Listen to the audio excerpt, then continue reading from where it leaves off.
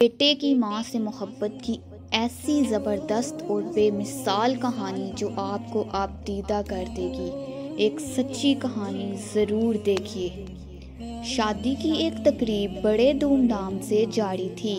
दूल्हा दुल्हन बड़ी शान और शौकत के साथ स्टेज पर बैठे थे।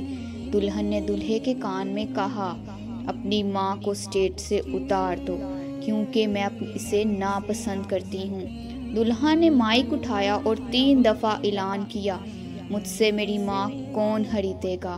हाज़रीन पर सन्नाटा ताड़ी हो गया। फिर दूल्हा बोला, मैं अपनी माँ को खुद ही खरीदूंगा।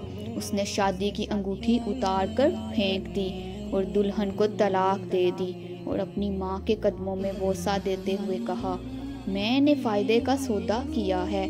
हाज़रीन में से एक आदमी ने उसी वक्त खड़े होकर ऐलान किया, मैं इस नौजवान के साथ अपनी बेटी का निकाह करता हूँ, और कहा, इससे बेहतर मेरी बेटी को हावत नहीं मिल सकता।